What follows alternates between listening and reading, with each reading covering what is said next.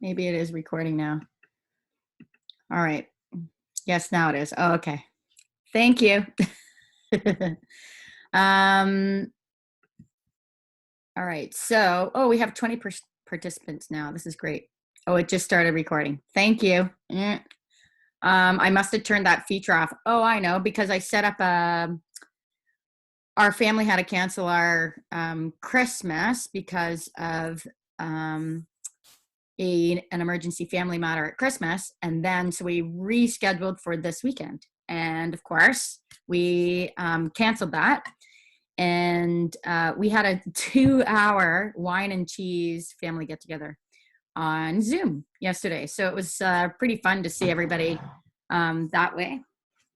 It's been a new way to connect, right? So this is something that you could allude to in your video is this is, how are you coping? Do you like it? My husband loves it. Why? Because he doesn't like crowds. So he's like, woohoo, this is not a bad thing.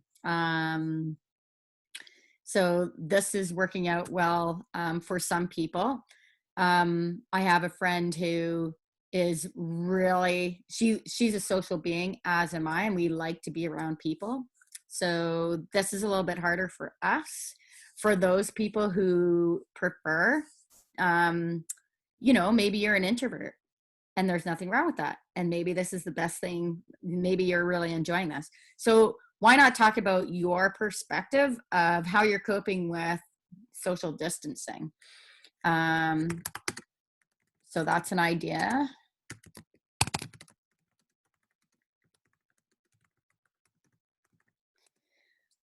There is and again, you can use any platform you want. So the video I created, the music video I created yesterday with all the profs sending me their clips, was called Movavi. There is a free 7-day trial period for that, but it also allows you to capture your screen, like video capture your screen, and you can have the microphone turned on or off. So the microphone can be set to 0. I will show you that right now, actually. Duh, I'm sharing my screen. All right, here we go. So it's called Movavi Screen Recorder. And what I like about it is I can choose any part of my screen to record. So that's actually how I ended up having to record the video. Here we go. There it is. So I can crop any part. So if you wanted to get news reports, you can grab news reports from CBC. Like, think about the video clips you can capture about the news. I mean, YouTube has so many of them now, about what's happening in the news and how it's affecting you, and shutdowns and what's happening in the world. If you want to add any of those news clips to help tell your story and narrate your video, you can absolutely do that. So Movavi is the program that I used, and this one's called Movavi Screen Recorder. So I don't want it to pick up my voice. I just want it to capture the audio from the video itself. So I could record any of that in order to capture that. And then it saves an MP4 for you. And then you can add that as an element into your video. So go ahead and capture that. And then as long as their logo and thing is in there, you can grab a snippet of that. And then you can always credit that at the very end of your video. So there are ways to use other sources, not just stuff that you've created, in order to make that happen. So that's Movavi Screen Recorder. And it's been great. So it allows me to capture any area I want at any size, which is great. So you have that option, which is fantastic. So that's Movavi Screen Recorder. We've learned how to put our videos together in Photoshop. You are not limited to Photoshop. Oh, you took a whole interview? Oh no. That sucks.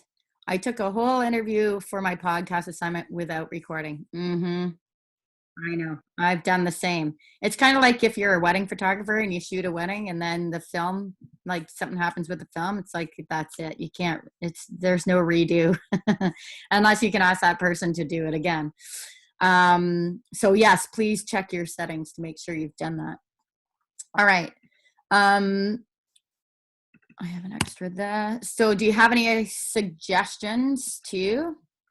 So grab news clip video as well to tell your story.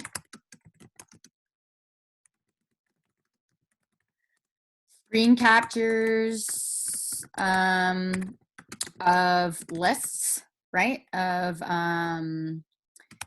COVID-19, like even the Conestoga webpage, the homepage has COVID-19, like an alert at the top. Like that might be interesting to add as your segue from here's the before and then screech. Actually, you can get some sounds that you can add to your videos as well. So screen captures of COVID-19, warnings, alerts, lists. How about Twitter? I mean, think of the stuff you can screen capture on your phone. If everyone knows how to do that, to do a screen capture on your phone and capture tweets, and you can add those in, like what people are saying, how you're communicating. What about recording a meeting with your parents and your friends online? Like, how are you interacting? How are you staying in touch? So there's lots of ideas here.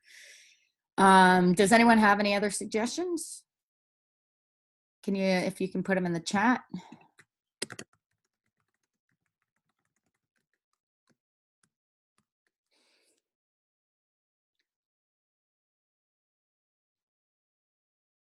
So the rubric is still the same, where you're telling your story. How effectively did you tell your story? At least 50% of the video has to be yours. You can add in, so the storytelling is what's really important here. And how did you visually communicate that? So how did you tell the story and how did you visually communicate that? And then of course there's the production of it. You do not have to use Photoshop. You can use, I have iMovie on my computer. The other program I used, which is the one that failed me yesterday, which I was quite upset about when I was trying to export that, that movie yesterday. Yeah, I was not a happy camper. It was also Movavi, called Movavi Video Editor Plus, but I think I had too many layers in it by the time I was done. So it just said, eh. So this is, I'll show you what Movavi looks like. This one's for Mac. It cost me a whole $50 for all of these Movavi products. So I was really happy to get that. And I'll show you what that looks like if I open a project. I can't see my, there we go. So if I open a project, I'll show you what it looks like when it's all layered together, all the bits and pieces. And now yours won't be as complex, but you'll see what that looks like when it's all together here. So this is this is a compilation of 12 different people. There we go.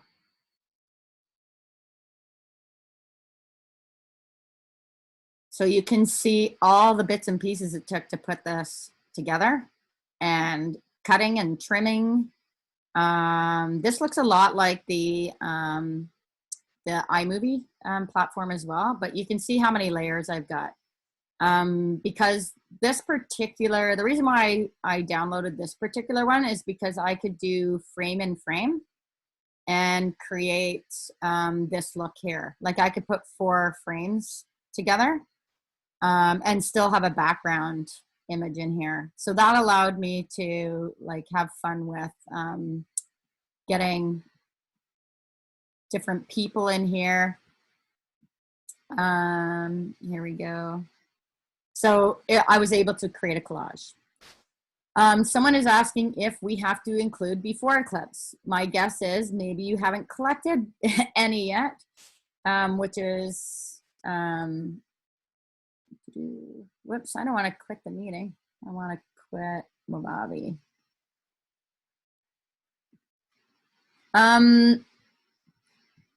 I'm going to, in the interest of this semester and the craziness of it, I'm going to leave that to you. You can have, so this can be a before and after, which is likely going to be a bit more effective in telling the story. Or you can do why not life as a quarantined student. So I'm going to give you the option of doing the before and after. Again, telling the story before and after gives you perspective of what school is like normally versus now that you're at home. So now you have a comparison. If you don't have any before, then you don't really have that comparison. So how do you tell that story? Life as a quarantine student, but what do we have that to compare to? So I would strongly encourage that you take a look at the before. But again, the main rubric here, so keep this in mind, top of mind is telling your story effectively, both verbally and with your images, video. So verbally and visually. And then, of course, the production of that. How well did it come together? Is it worthy of posting to YouTube and sharing with other students? So the rubric is already in the portal, so it's just a matter of I'm going to update it with this new information. All right, any other questions about the video? So at the end of class, I will upload a link to Sharutka's video and her sample storyboard so you can compare to see how she wrote that out. Anyone? Are we good for now? All right.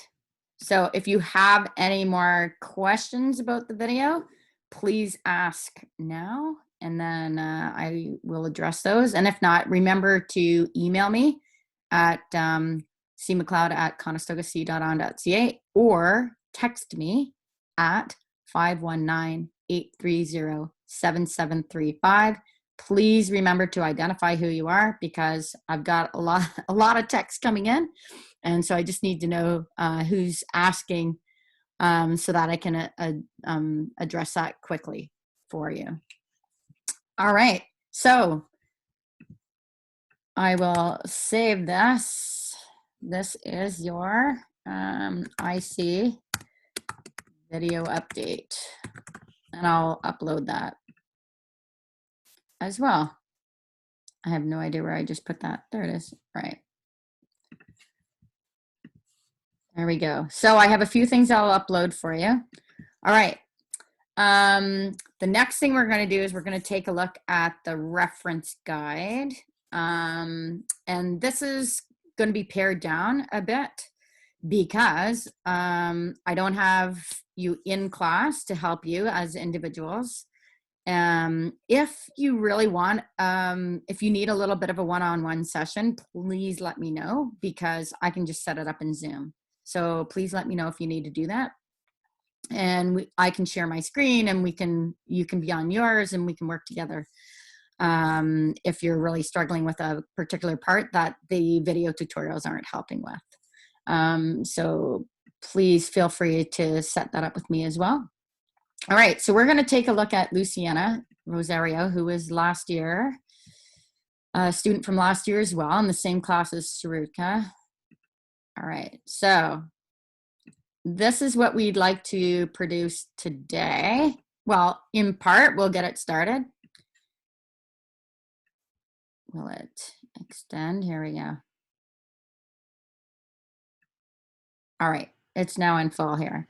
So this is a PDF, and instead of reference guide, she labeled hers Integrated Marketing Communication Success Guide, Essentials. You need at least 3 points on your cover. And these were put in, by the way, in InDesign. So we did the background image. So we close cropped our headshots, or our, you know, head, instead of just the head and shoulders, she has a waist up shot. We close crop that, which we already know how to do, and we will do it again. We added a background, and I showed everyone how to create this vignette, although, and how simply to do it. You don't need any fancy tools. You don't need them. We can do this quite simply in layers and just apply. And then we added the barcode. It's a fake barcode and some text in InDesign. So once this text was placed in behind her head here in Photoshop, the rest of the text was added in InDesign. So we had nice, clear vector text. So we will, and you can do drop shadows, by the way, in InDesign. You don't have to rely on Photoshop for that. So that is what we are going to look at starting to create today, is the cover. Here's one of the ads I had them produce last year. So far you have you have a movie poster, and an advertisement that you're in. There's the table of contents. So we're going to pare this down a wee bit, but I've provided you with all of the content, all the written content I've provided. So your job is to place the content, use your style sheets to set it up in such a way that, remember your crap principles. So she has repeated the color of her headlines here. She has them on her cover, and she also sampled the blue in her photo, and also the font here, and she has repeated those. Remember the KISS principle? KISS principle is pretty awesome. So I've provided all the content, because there's no way you're getting this done now. Writing some of your own. I used to have students write a little bit of their own content in their own words. The rubric is going to be for how well did you apply the design principles? Were you technically able to put this together? And how well can I navigate through this? Your typography and your color theory. So you've got crap, typography, color theory, and then of course the technical aspect. Were you able to produce this in InDesign? So that's just helping with your skill level here. You don't need to be fancy here. The KISS principle is really helpful. So we already have our automatic page numbers built in here. And this isn't set up for side-by-side pages, facing pages. So I'm just going to scroll through. But you can see, once again, the principle of design, just repeat, repeat, repeat, helping to navigate through the content. These are easy to find. I think I even supplied these images for you. So it's setting up your pages so it's easy to navigate through the content. They're all Word docs, file place, apply your style sheets, and make sure you set it up the way you want it to look. And then you repeat that style over and over and over on each and every page. The one thing you're going to have to collect for yourself are these images here. These images are visual representation of this text. So this page is facing this page. So these pieces here, you can see contrast in color, contrast in form, again, another contrast in color, contrast in text. That's a good variety of images to visually represent the text. So your job will be to collect the images. We're not going to worry about copyright. Why? Because this is a personal project that you're handing out. So we're going to gather these. If you want, you can keep a URL of where you source these from, and you can have a credit page at the end. But for this personal project, you don't need to add credit to these for this particular project. So we're going to scrap the copyright for these, for that particular purpose.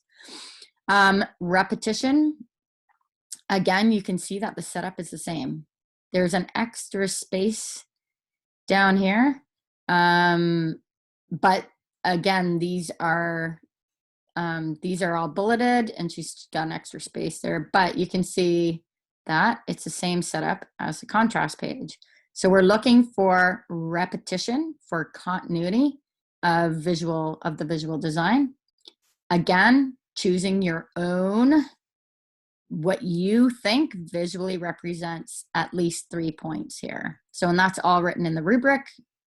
That's all written in the outline. So you need, and that's milestone 5, milestone 6. I think it's milestone 6.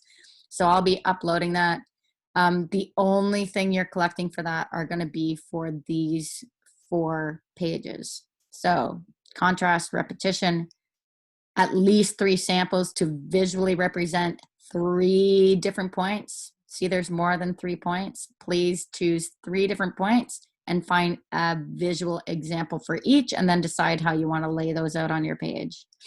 Same with alignment, visual representation, same with proximity and visual representation. So that just proves to a potential employer, when you give them this, this piece, is 1, you built it in InDesign. Great, look at your skills in InDesign.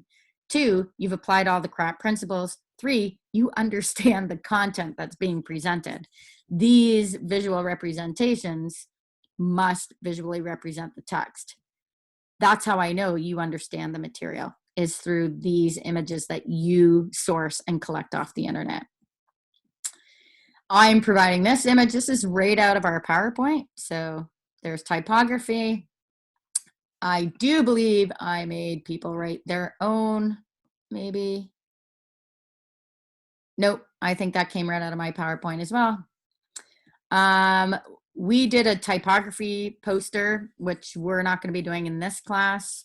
I was hoping to get that done, but it's a lot better to do in an in-person class. But if you want to add this in as an extra element, we did this in Illustrator, and I have a video tutorial on how to do this very thing. And it's in five pieces, I think. So there is a how-to in Illustrator, how to create this typography poster from start to finish. So it's a way to create an ad, a poster that uses only text. Now Luciana added in this nice bit at the bottom here. So as you can see, repetition. So this is a great way to use your color theory, apply your color theory, get more skill, higher skill level in Illustrator using just text. So this is a great one to use if you've got time. How much time do you have? There's lots going on. All right, and then typography, all of this information is also supplied. Color theory, this is also all supplied. You have to collect these images. I don't think I supplied these, but there we go. I think I created these, so I'll supply these for you too. So I'll make sure these are also supplied. She's nicely been able to arrange all of them in 2 pages. Yep. And then you have to look for a psychology of color. So you can explain it in writing, or you can find a nice chart that alludes to what psychology, how people see psychology color. There's a great variety of color psychology and how colors communicate. It can be directed to marketing. It could be directed to graphic design. It could be directed to consumers, why, how consumers see color. So it's color psychology, whatever you find and you think nicely explains what color psychology is. That's what you put there. Again, that's in the outline of what to collect. Here's her poster. I love this one. So here's her movie poster. So everyone will be asked to put in their movie poster. If you did more than one, awesome. If you can put in your series of posters that you created, well, it's just showing your skill set in Photoshop. So that's a key element in this too. So now you're showing them Photoshop and InDesign and a bit of Illustrator, because what you're going to have that they don't have in this particular, oh wait, I think it's at the end, is their logo. So here's the technical section. By the way, this is pared down a wee bit. Event planning, checklist. This is your click poster that will be in this as well. So these are all things you've already created in other class, in our other classes. You're just going to update them and put them all in here. And that's going to show your skill set over the year. And it's an excellent showpiece for a potential employer. All right, photography.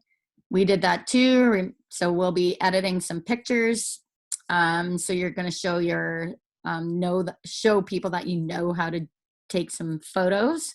A lot of you used my equipment. Unfortunately, we don't have the access. So hopefully you've taken some good pictures when I did have the equipment in, and you're going to edit. So some of you have already done that. There's a lot of those uploaded. So I'll be reaching out to those of you who don't have that. But there are, oh, look at that, a spelling mistake right there. Ooh, I may have even doctored for that. So do a spell check at the very end. Here are the photos she took for her ads. So there's a selection of photos just to show that she knows how to art direct a picture for a specific purpose, like your movie poster, like your magazine cover. And then you'll put a selection on your photography page. So it shows you can do some photography for the purpose of an assignment. So that's always helpful. And then I will have the social, so all this text is provided. And then it's a guidebook for you. So it's not only a, infographics we didn't get to. Again, something we would have done next week, use of infographics. I got them to take a case study. It was a 7-page case study, and it was visually represented in a single infographic. I also have a video tutorial for that as well. But infographics are really, really important. They're highly shareable, and they can help visually communicate a lot of information. So infographics are important. So don't know if we're going to end up getting to that next week because you guys have capstones. I also remember our trifold brochure. Well, this is a booklet design and how the pages would be laid out if you had a booklet. So I actually put the configuration here for you. This is what I have to do when I'm doing jobs for nonprofit organizations. Even my husband's little catalog for Apocryphal Seed Company, when it's 16 pages, how do you print that off double-sided on 4 sheets of paper? And then stack them all together and fold them so that they're in chronological order. Well, there's a system to that. So that's what this multiple page, this configuration is laid out as such. So if you take a look at this, this is actually his booklet, is a 16-page booklet. And this is the way it gets configured. And then if you're for Graham Magazine, it was double-sided print, 18 or 8 pages on each side, like so, big giant sheets. So that's there's a bit of math, not math, but there's a sequence that has to be in play in order for when you print it out and stack your papers and fold them, that they're in chronological order. And as you can see, it certainly doesn't look like it's in chronological order, right? But that's the way to do it. I make a mock-up and then I number all my pages. All right. Carrying on, I'm talking a lot, so as soon as I'm done here with giving you a preview, we are going to take a 10-minute break.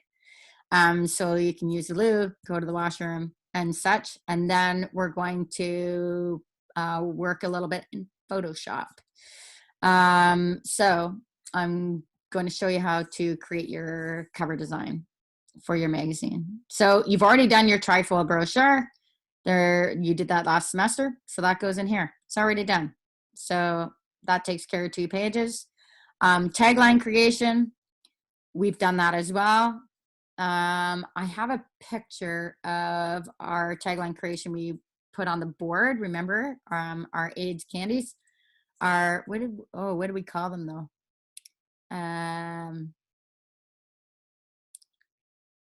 Something. Oh yeah, sexy bitch. Thanks, Megan. Yeah, we called it sexy bitch. So we're going to, I'll put that up on the board as well. I also have the photo of the click tagline creation we did as well. So I'll provide those 2 pictures because those can be added here as well. Oh, I do have a few videos to share too from group stuff that we did in class, including one of the collabs for the tagline creation. So you're welcome to use all or in part some of that too to add to your videos for telling your story, the before story, when we actually were all huddled together in one room. So there's one of the boxes here. But there'll be photos because we did most of ours in class. And what else do we have? Logos and branding identity. All right. And now your personal logo, what you created last semester, your personal logo goes in here too. So you've already created a whole year's worth of stuff almost. And you're now going to put it in here.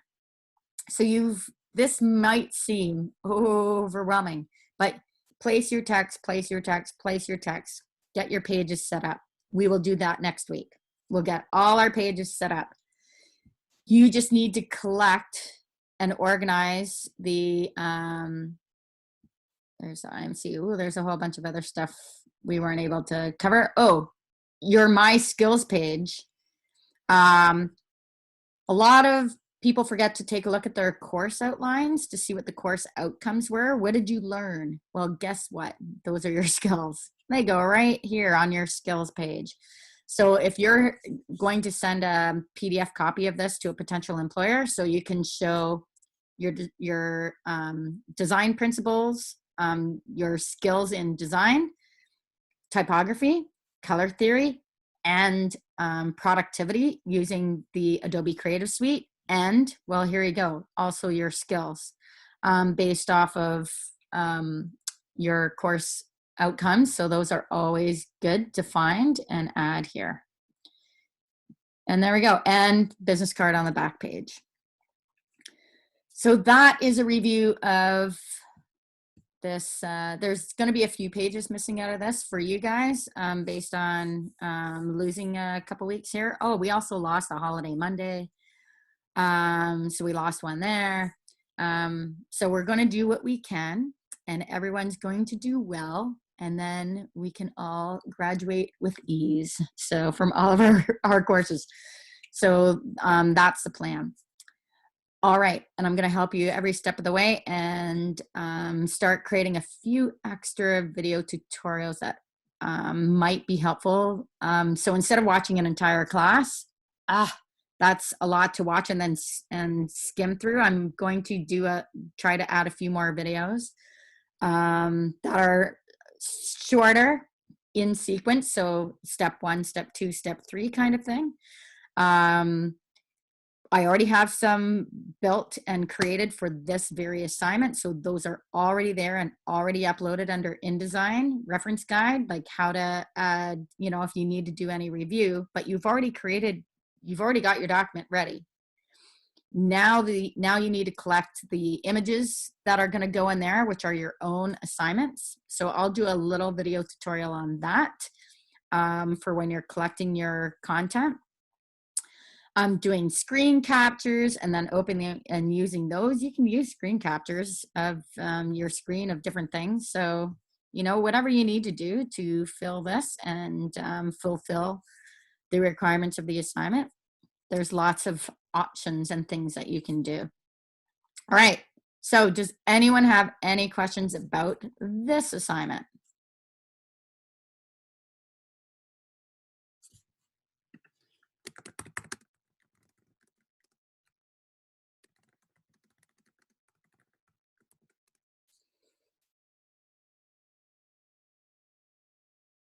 When is it due?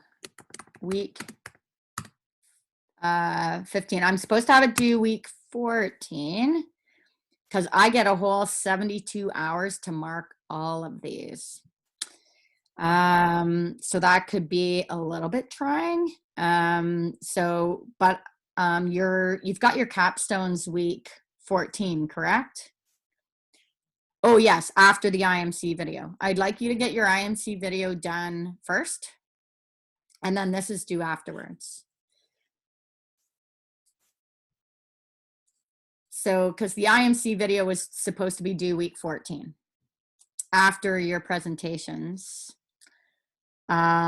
which we're not doing in school anymore. So we've had to make some changes here. I don't have a drop dead deadline. So let me talk to your profs, your other profs. Let me talk to Kim. Kim and I actually have a meeting today. We speak every day now to just see where everybody is and how we're doing because of your capstone assignments, your client assignments.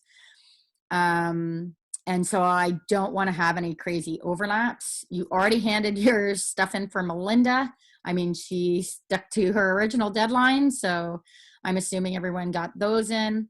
If you don't have in your media kit assignment to me yet, get that in there because that's getting marked this afternoon. I'm taking a look at those.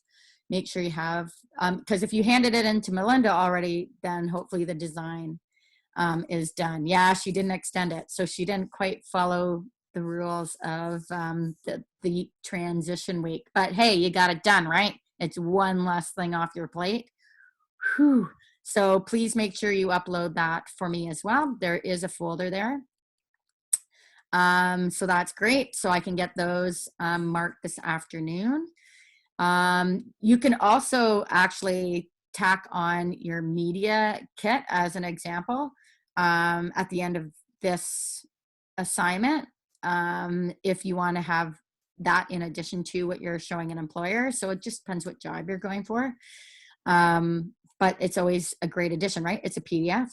So this too is a PDF, and we can put more than one PDF package together. So I'll have a video on how to add additional pages to your PDF if you choose to do so, including your resume. I mean, you can attach your resume to this as well, and it can all be one nice, beautiful PDF file and cover letter and all that kind of thing. So there's that as well. All right. So here we go. Going for a break. Grab your coffee. Use the loo, whatever you need to do. It is 12:04, so let's reconvene at 12:20.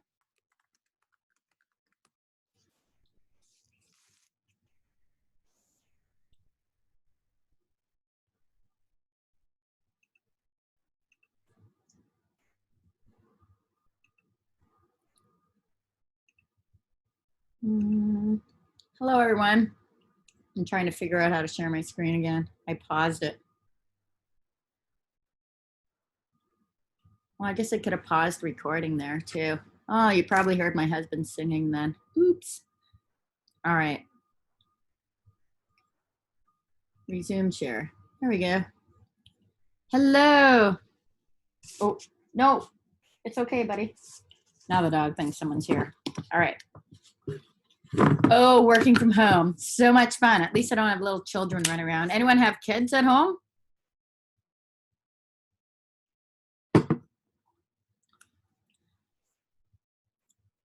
Roomies. My roomie's the dog. Oh, I don't know if you can see him.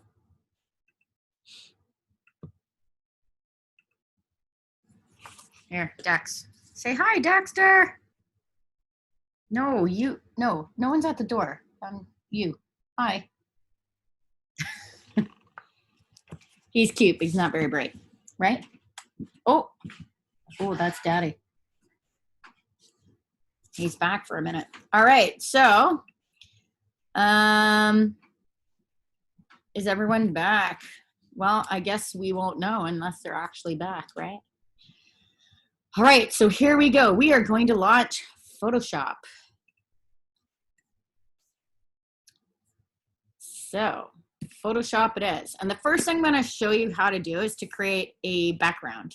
And we can download and install brushes from something called Brush Easy. It's one of my favorite places to grab brushes from. All right, I was working in Timeline, so get rid of that. All right. Hello, Kathy, Gran, Megan. Hopefully Sandy, Tanya, Kathy, Megan. Oh, I should be reading across the top. So we have Cran, Needy, Kathy, Tanya, Emily, Connor, Stevenson, Mustache Connor, Megan, Geeta, Shreya, who's the eccentric writer? Who would that be? Please identify yourself.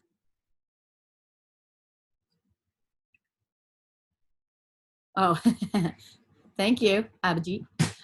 Sandy, hello. And did I just lose? Oh, and Connor, Soccer Connor. Hi, Soccer Connor.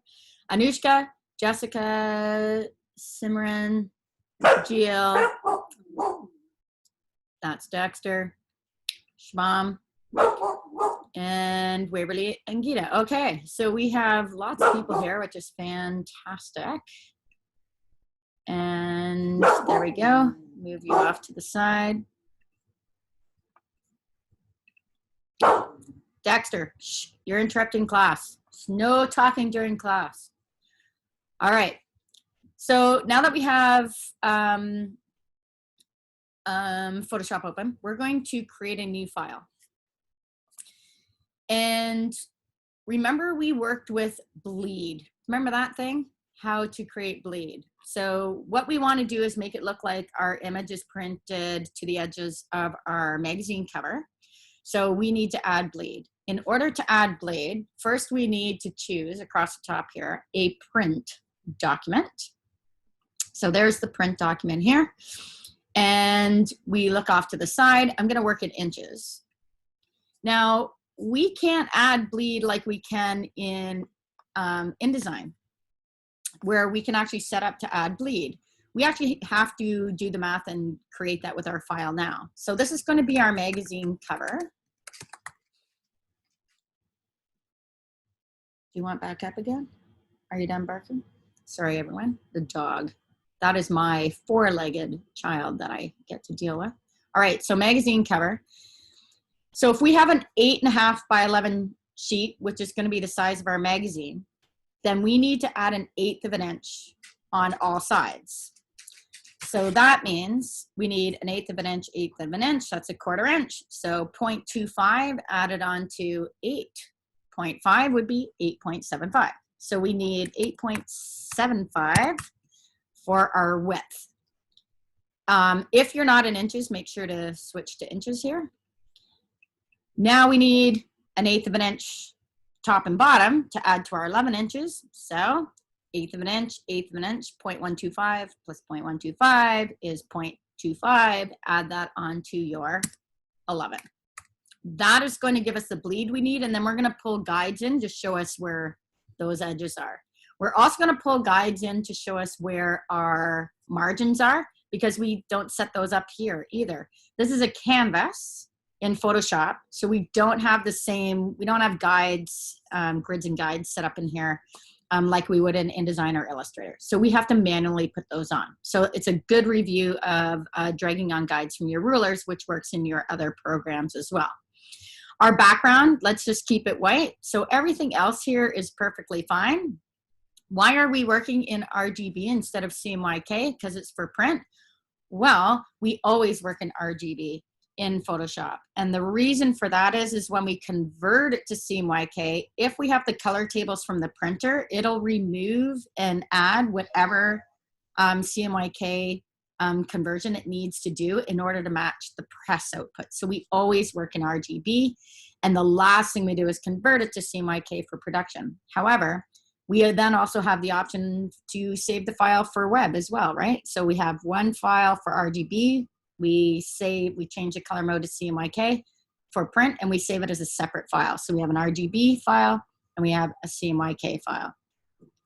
But we're not going to worry about that. Production is next week. We'll work on how to, once you have all your files collected, I'll make a much easier checklist for you.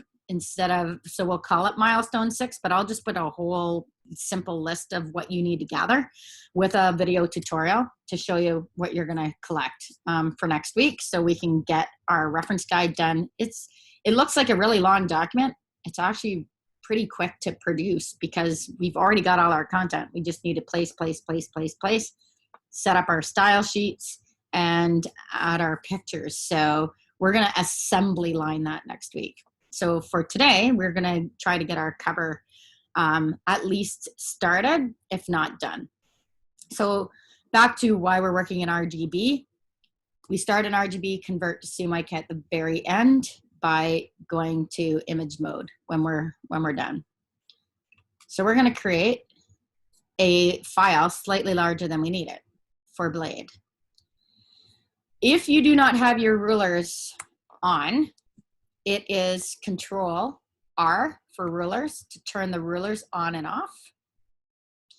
If you're on a Mac, it's Command. So the difference basically between keyboard shortcuts on the Mac versus PC is the Command or Control keys. Not all of them are the same though. Sometimes you need Command Shift on a Mac, whereas on a PC you only need the Control key. So there are some variations in that, but just keep that in mind while we work. I'm on a Mac right now myself, but I'll try to make sure I call out the PC as well. So the first thing we need to do is drag on some guides to show where our bleed is. So you move your mouse inside and overlap the ruler until, right now we have the move tool, the black arrow, but you can see we have that crosshair attached to our mouse, which means if I click on something in that layer, it's going to move. But if I want to drag and drop a guide out of the ruler, I have to hover my mouse over the ruler until that crosshair disappears. Now it's just a mouse with a tail. That means I can now click, hold, and drag a guide out to 1.25. I'm darn close, really close. Is that gonna show up in my properties over here? I don't know if I have. I don't usually use properties in here. Here we go. So if I click on that little guide, here we go. Quick actions. To be honest, I don't think we can type in a measurement like we did in InDesign. So we're gonna get close. So if you drag, you can see that the number's attached to my mouse as I drag that, and it's not locked. We're gonna have to lock our guide. So there we go, 0.125. So we already have 0.125 at the bottom. We've already added in 1/4 inch, right? So where would be the marker for the 0.125 at the bottom? Well, it's the 11 inches of our page. So at the bottom, I'm gonna drop that at 11 inches. So close. I'm sure there's a way to type this in. I might have my screen's covered here. I'm sure there is. I just don't often type in exact measurements, in here. Sorry, Luciana. I'm gonna close you off. All right. So, oh, hello, someone just joined. I'm surprised my dog didn't bark. All right. So now that you have guides top and bottom, ooh, it's not at 11, it's at 11.125, right? Ooh, sorry about that. That's our bleed, 11.125.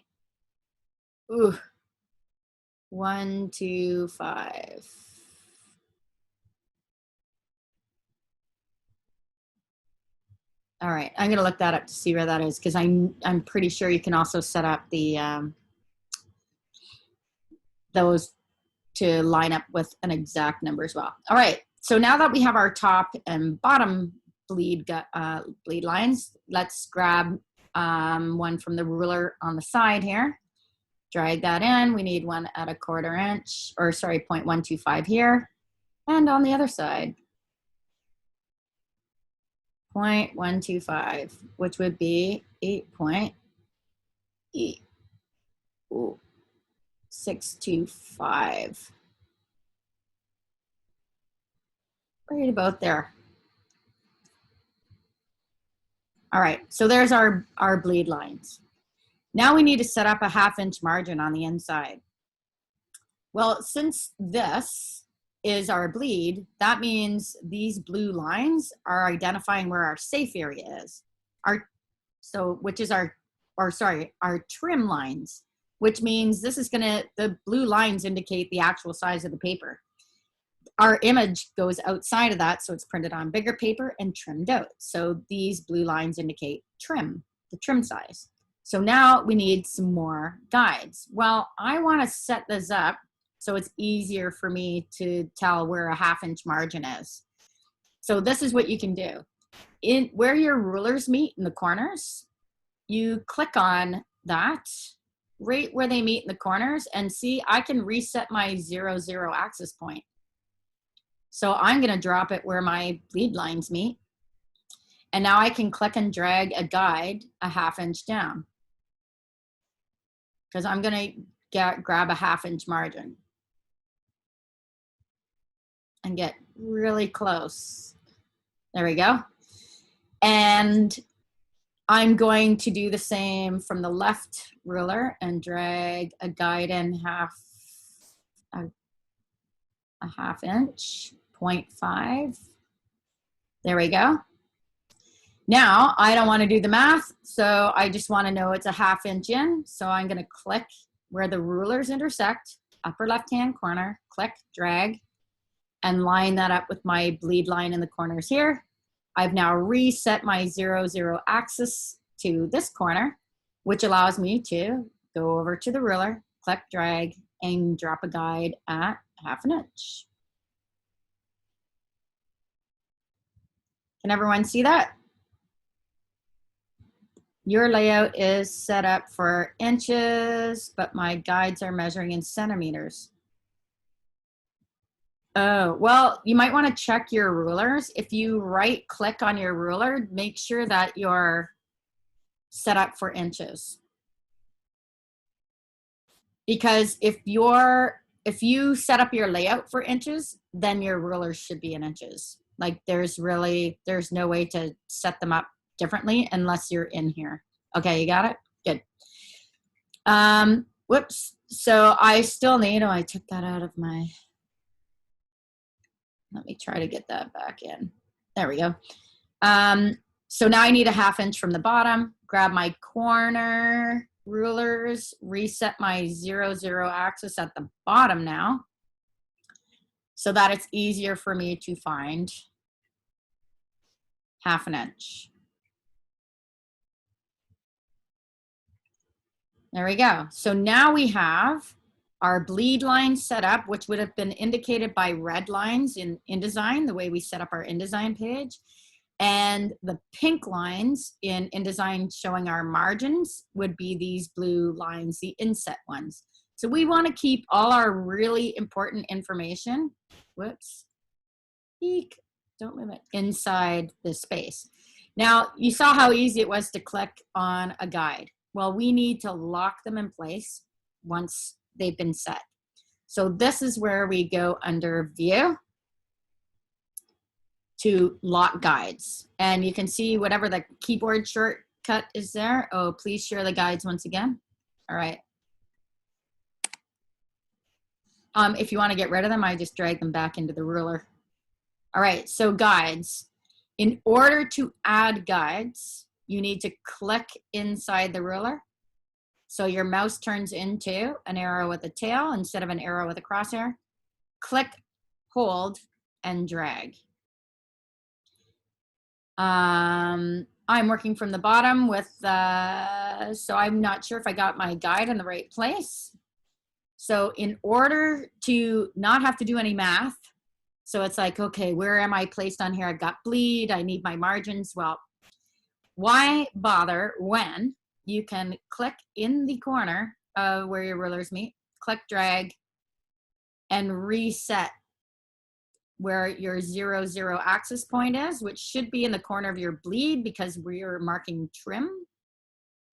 And now I can click and drag a guide out of the ruler and drop it wherever I need it, which is going to be 1/2 inch. Okay, if you are not to this point, please say no. And we'll try to make sure everybody's caught up. And now that we have this, let's lock our guides. So that's under the view menu, lock guides. Now your guides don't print. Now I can't click on them and move them, which is great. You missed the first guides. They're at 0.125. So you would have to go into the very corner of your page and mark 0.125 for your first set of guides. Then click and drag to match up with your bleed corners to add your 1/2 inch all the way around. All right. So now that we're there, make sure you've locked your guides. If you don't have a check mark, make sure you do. So make sure you've got locked guides on. Now the next thing we're going to do is we're going to add color to the background. If we go into our layers palette over here, so here's my layers. So right now it's a background image and it's locked. Do I need to unlock it? No, I don't actually. So if I'm going to choose a color right now, and if you don't have your color palette up, your color picker, you find all of your palettes under the window menu. So if you don't have your colors up, F6. Now, if you're on a Mac, your Mac keyboard shortcuts might override the Photoshop. So just so you know, they don't always work for us. Because for me, F6 brightens and F5 darkens my screen. So just so you know, you would have to set up Photoshop to override your keyboard shortcuts and your system preferences. All right, so let's go back to our Photoshop page. So I don't have my colors up. I'm gonna need my colors. So I'll enter my windows, color, there we go. And I'm going to pick, let's see, this lovely blue in the color picker. So you can scroll anywhere in this, this lovely realm here of this rainbow, and then choose a color by clicking inside this panel in order to choose your color. And when you choose it here, you'll also notice in your toolbox that it shows up as your foreground color in the bottom of your toolbox. Now, this is one of my favorite tools is the paint bucket, because it's one click and it fills your page. So if you can't see your paint bucket, it's because you have the gradient tool, which is in the same tool set. So if you click and hold the gradient tool, underneath it, you'll find the paint bucket. So we're going to choose the paint bucket, and in a simple click, fill our page.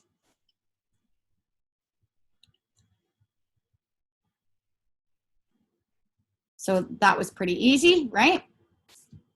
Did everyone manage to add color with their paint bucket?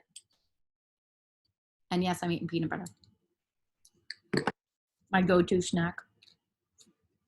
How do you lock the guides? Under the view menu, go to lock guides at the bottom.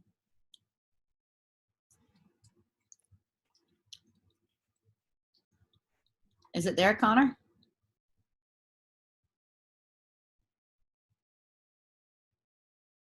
Did you get it?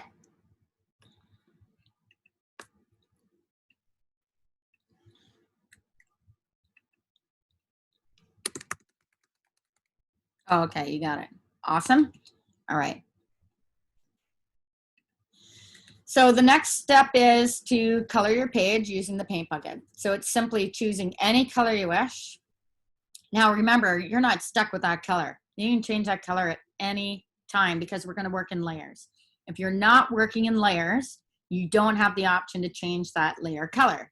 So whatever you do, always add a new layer for anything you want to do on top. I'm going to show you how to create a vignette. So the next step is a new layer.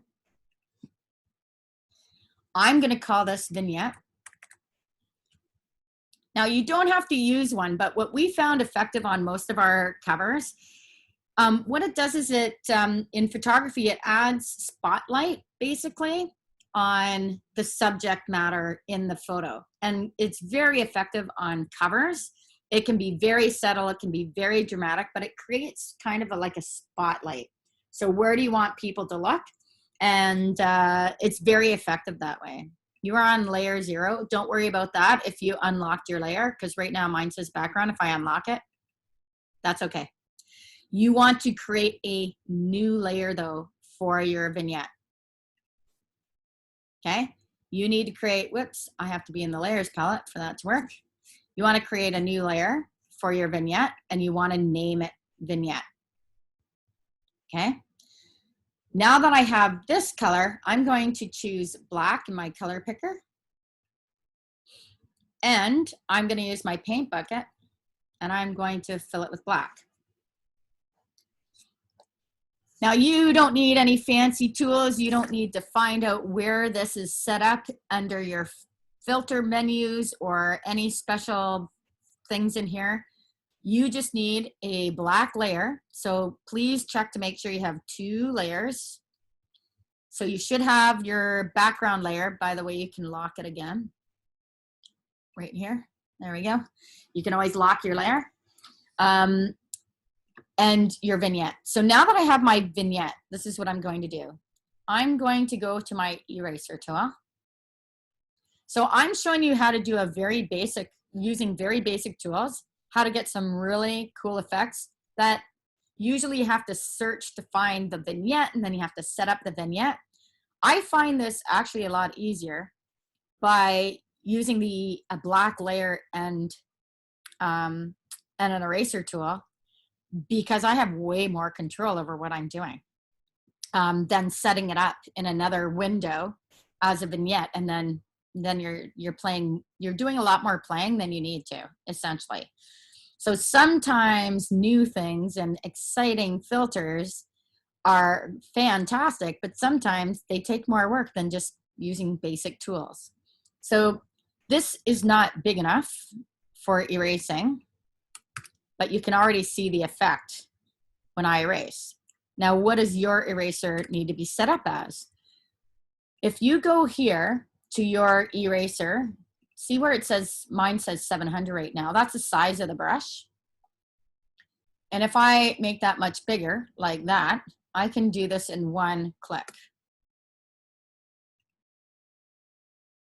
Oh, did I make it too big? Oh no, see, there it is, whoops. So I can erase this in 1 click. See my vignette? What if I clicked it one more time? See how I'm creating this spotlight with the background color in there, which is great. But if you didn't set up your brush properly and you don't have the hardness set to 0, you know what you're gonna get?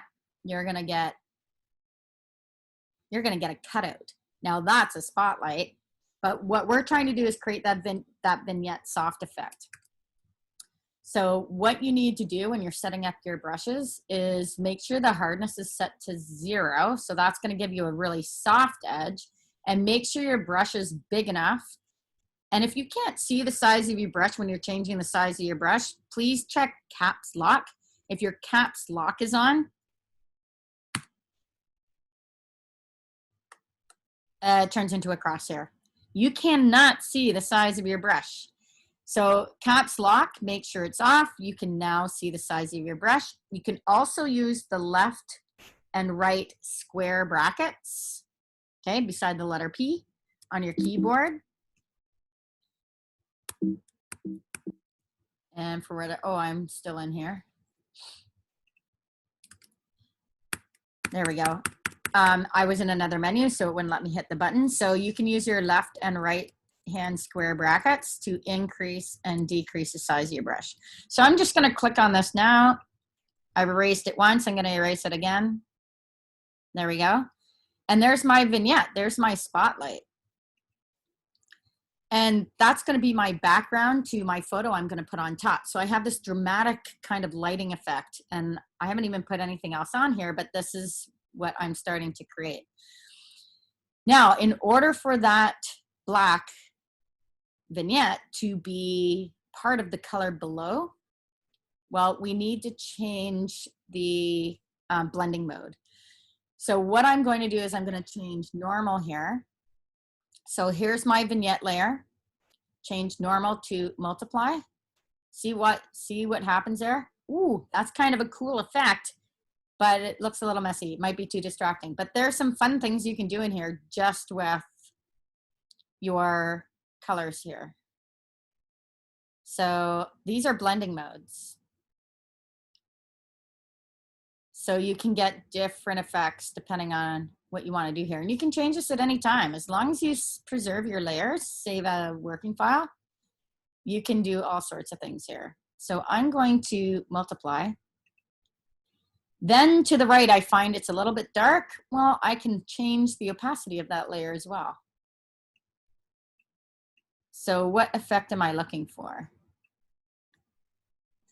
And so there I've created a vignette, and I have complete control over, because it's in its own separate layer, I have complete control over the opacity, how it reacts with the color below. And what if I wanted to change the color below?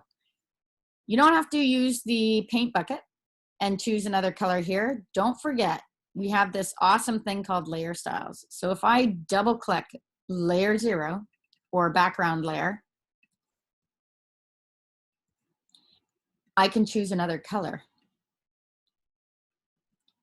This is overlay, so I'm going to change that to normal. So there. You never have to go back to this palette again. Once you have pixels in that layer, you can use the layer styles by double clicking the layer and choosing color overlay and change it to any color. Now, see the blending mode? It is layering this red color over top of my blue, which is making purple or violet. It's mixing my colors. If I change overlay to normal, then it's replacing that color with the other color. Okay? So that allows you to change this color at any time in the process, anytime, because you have separate layers. That is one ugly green. Well, it does look like, I don't know. I've changed diapers. That's a baby poop green. All right, so I'm gonna choose a different color. Let's see, go something warmer. Oh, I'm gonna go back to my blue. Maybe a nicer blue. Brighter blue, darker blue. All right, and click OK. So you have the option to change that at any time, and that's the power of layers. Your vignette, if you don't want it to be black, you can also change that too. You can always change the, whoops, that's gradient overlay. It's not what I wanted, color overlay. So that says normal. We're multiplying that. So let's see if I can change the color of my vignette. I might have to play around with, there we go. Ugh. So you can see you can change the color at any time. Clearly, I'm going to cancel that one. All right. So did everyone get to this point? You do not have the color overlay option in your menu. So if you've double clicked and it's not here in your list. Interesting. What version of, oh, it should be in your version of Photoshop. Do you have, you definitely have the layer selected, yes. I have satin and gradient, but nothing in between. Interesting. I wonder, I wonder if you're in, let's see here. Let me move this over. I have so much going on here. Let me move this over. Do you see that little button beside your magnifying glass? Click on that. Which are you in Essentials? Which one are you in? I wonder, you're in Essentials. So I don't know why you don't have access to that. Can you check your image mode? If that shouldn't have anything to do with it either. Did you lock the layer? Is your layer locked? Okay, no, but then you wouldn't get the menu. All right, that is a mystery to me at the moment. So I'm not sure what's happening there, which is very strange, but it should be in there. So let me investigate that further. So that's just one thing you're not going to be able to do at the moment. If you can't add gradient overlay, what you can do is troubleshooting, right? Sometimes we have to make choices based on troubleshooting. So I'm going to turn off vignette. I'm going to go back to my paint bucket and change my color here. What percentage do I have for that? Oh, I still have a color overlay turned on. That's why. So if I got rid of the effects, there we go. So, I mean, there is a way around it, but it's too bad color overlay isn't responding for you right now, which is unfortunate. So I'll look into that and see what I can find out for you. All right. In order to see the results of that, make sure your eyeballs are turned on and off. There we go. So now we have a vignetted background image. And now the next thing we need to do is add a picture of us. But first, let's save what we have so far. So File, Save As. I'm going to save it to my desktop for now before I upload it to the portal. We're going to save it as a PSD. So this is a magazine cover PSD. We always have to save the PSD in order to preserve the layers so that we can go back and edit it later. Without that option, it's very unfortunate. You would have to start from scratch if you wanted to change the background color. So please make sure to always save a working file, a PSD file, for being able to edit that later. Because inevitably a client will say, we'll make a change. It's just the way it is. It happens all the time. All right, so now we need to find a picture of ourselves. So hopefully my portrait is still here.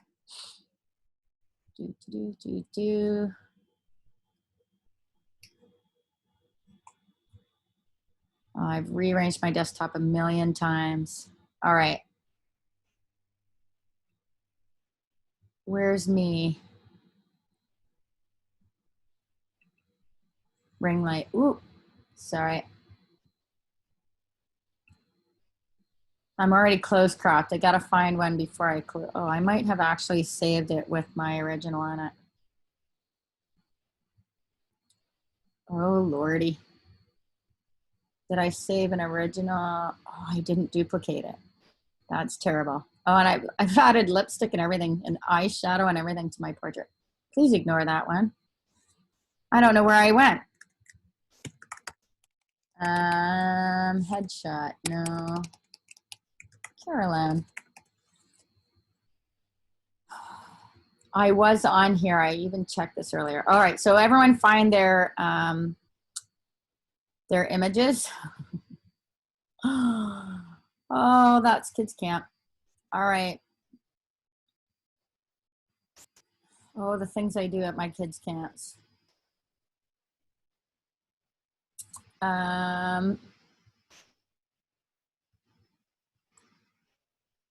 Profile, wrong profile. I had this earlier, I just don't know where I put it. This is where being organized would be a good thing. And for whatever reason, ugh, for whatever reason, it is not there. All right.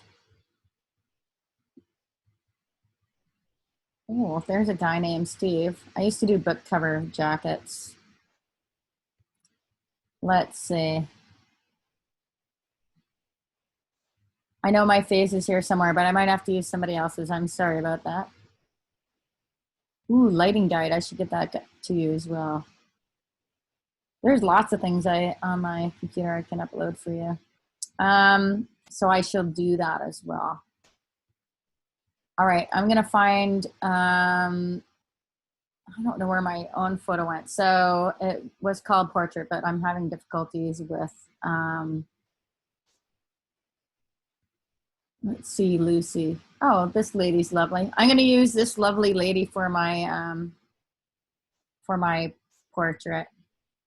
All right, Lucy. So what I need to do is I'm going to file place. And so remember, we never copy paste. Now in Photoshop, we have the option to copy paste and we're good. The one thing I like about file place in Photoshop, so now I'm gonna search for Lucy and let's hope my algorithm is working today. Black and white, oh, it's a different Lucy. Oh, the kids at my kid camp.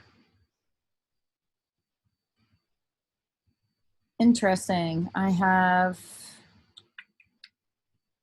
hopefully you're in here, Lucy. Oh, that's a different Lucy. I'm just running into all sorts of Lucy. Her name was Lucy and she's not being found. Desktop. Lucy. Anyone else running into fun algorithm problems? This is been driving me crazy lately. All right. Lucy the Angel.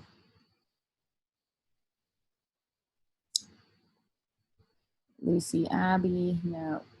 All right, I did find her portrait. Let's go back to portrait.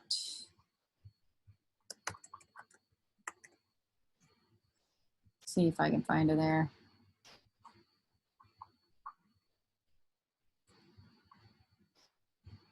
All right, I might as well just lose my mind now. All right. Of course, this has to happen live while I'm trying to show you something. Okay, so fine, let's try Lucy again. She was there. Hopefully, where's your headshot?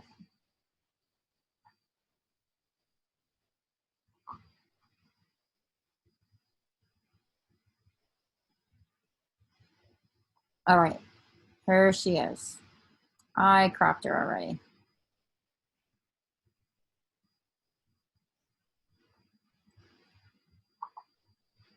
All right. So this is a lower res shot. I would like to use a high res shot, but I'm gonna export this. I'm gonna throw her on my desktop. I can use her for now. So Lucy, she's my placement. My gosh, spelling. There we go. And I'm gonna place her on my, she's a JPEG. That works great. Save. All right, so there's Lucy. Let's see how small she comes in when I file place her here. So file place embedded. So the difference between copying and pasting that file into Photoshop is when you place an image in Photoshop, okay, see that? It's going to place and fill your image here. But also if you take, I'm gonna hit return or enter to lock that in. Now, where did it go? I had layer 0, my bottom layer selected. So when I placed that image, it placed it right above it. Notice it's under vignette. So that way I can click and drag and move my files around, but just keep that in mind that whatever layer you have selected in your layers palette, when you file place, it goes in right above it. And that can be very useful if you have a whole bunch of layers going and you need it in a particular spot already. You can click on the layer you want it to appear above. So I now have her on the top level here. She is a smart object, which means I won't be able to close crop her because a smart object can't be altered in that way. But I can double click this little smart icon. There we go. And that's not what I wanted to do. I just opened her as a smart object. I wanted to right click on the layer and I want to rasterize that layer. If I don't remove the smart object, I can't get rid of the background. So now that I've file, placed, and place the file, when you place embedded, it assumes the name of the file you're placing, which is great. If you copy and paste in there, it just creates a new layer and you have to double click and change the layer name. If you need to keep the smart object intact, and there are reasons for doing that, like with templates, like your chocolate. Remember your chocolate bar where we double clicked on the smart object and it allowed us to replace that smart object logo with our logo? That's what smart objects are useful for. In this particular case, we can't use that smart object, but we wanted to assume the name. So that's what we've done. We've placed it, right clicked on the layer to rasterize the layer so that we can make changes. We need Control T to get the bounding box for that particular layer, and I need to make her bigger to be part of my cover here. Let's see, and she needs to go right down to the bleed line, which is the very edge of that white paper. Okay, so this first line is our trim. We need the picture to extend right to the edge of what we see there because that's going to extend past our trim. So there she is. If I like her placement, I'm going to double click, or sorry, hit return or double click. I'm going to double click. And now that locks her in place. How are we doing? Does everyone have, if you don't have an image here on your cover, please say, like, if you're falling behind here, please let me know as I eat more peanut butter.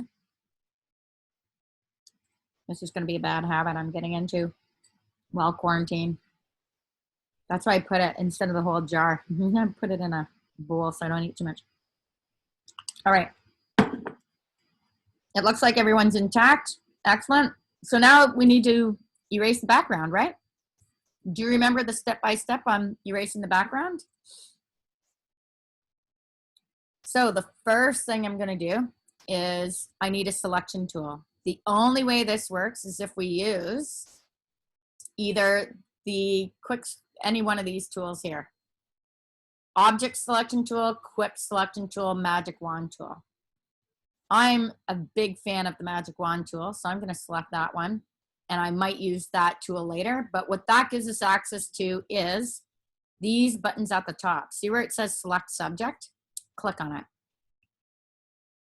Because we're going to tell Photoshop to do the work. So let's see if it recognizes the subject in this photo. It's working on it. It's working on it. Here it comes. And voila, see what it did? It's made a selection of the object. Fantastic. Now it's cut off part of her sleeve at the bottom. We can see it hasn't caught onto these wispies of her hair, so we want to collect more of that. So it's, if I zoom in, you can see it's selected a bit too much. And in order for me to make this look more realistic, I want to capture these hairs. So now that I've done select subject, we're going to gain weight. Yes. Sadly, as I eat my peanut butter, my own worst enemy. All right, so now that I want to collect these hairs because I want a realistic looking background. Because if I remove the background right now on this layer, so I'm going to select the inverse. I just, look how choppy that is. That doesn't look good. That looks like I cut it out with a pair of scissors. So what I need to do is I need to now do select and mask. So I've selected the subject. Okay, she's selected. I can see this marquee flying around her, and I'm going to do select and mask. This is now going to allow me, if I control plus and zoom in, I can now clearly see along my edges. Now I'm set up for overlay. So if you're on your own laptop and this was the last option you use, that's what will come up. I do not like using onion skin because I can't really see what I'm doing. Marching ants. I like to use the color overlay. And the reason why I like this is because I can now see what all the hairs that I need to collect. If your background is the same color red, that's not good, right? So click back on the little arrow to remove the list, and you can go down here to color. And you can change your color in order to have enough contrast so you can see those details in behind it. So you usually pick the opposite color. So if you have a blue background, then your best option to see those hairs would be a yellow background, right? Or an orange background. I can't choose the orange background because my background is beige.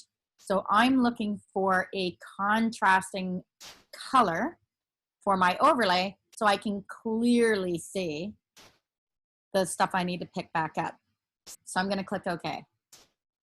So how are we doing? Everyone good there?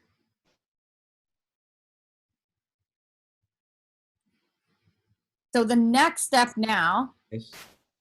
Yep. All right, the next step now is to take a look over here under your properties. So we've set up our view to overlay, which is the easiest one to see the contrast. I've set the color so that it's much easier for me to see the hairs that I need to find. So play around with that color as well to get your best case scenario. Definitely not, so I'll stick with the purple is pretty good there. Okay, so I've now changed my color overlay color. Now I'm going down to this thing called edge detection. I want Photoshop to do more of the work for me. I mean, why would I need to do so much work, right? So when Photoshop will do it for you. So under edge detection, if you click on that little tab to the left of edge detection, see where it says radius? I'm gonna turn smart radius on underneath radius. And I'm gonna increase the radius a bit. And you can see what it's doing. It's smoothing out those edges a little bit. And it's picking up a little bit more detail, but I've lost those jagged edges of the pixels. It's softened the edge a little bit. If you go too far, you know what happens? You end up with what we call ghosting, and you end up with ghosting of the background on your new background when you try to close crop this. It goes transparent, but it still looks a little bit ghosting, like she's got a bit of a highlight. So be careful how far you go on your radius. So if you start at 0, you can see these, clearly you can see these pixels here and these lumps and bumps, and it's not very smooth.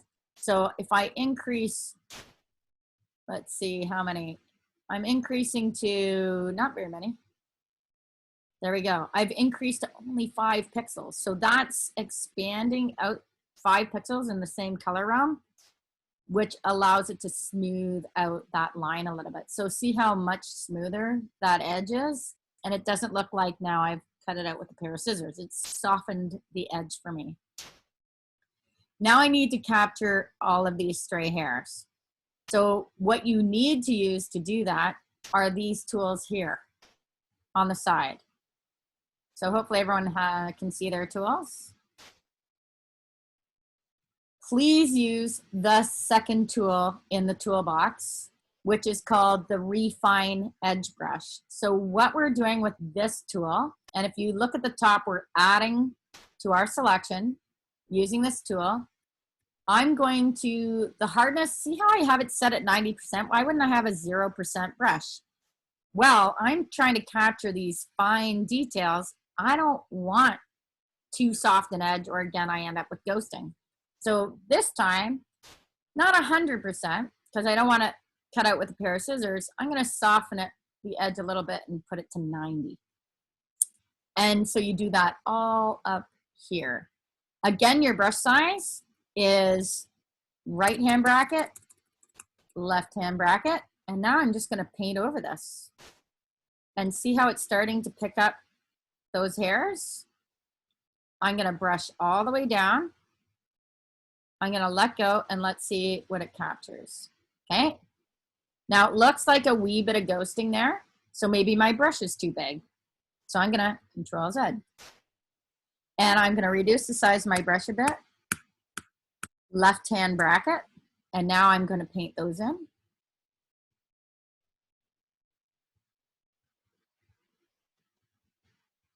And now it's not picking up much at all. So now my brush is too small. So I'll just increase my brush a wee bit. And you can go over it more than once. Again, brush not big enough. All right. Oh, now it's not even working at all. Nope.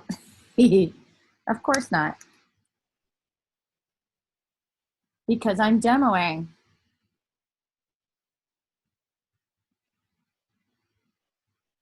All right. I'm going to close mine off and try that again. Because it's not responding, cancel.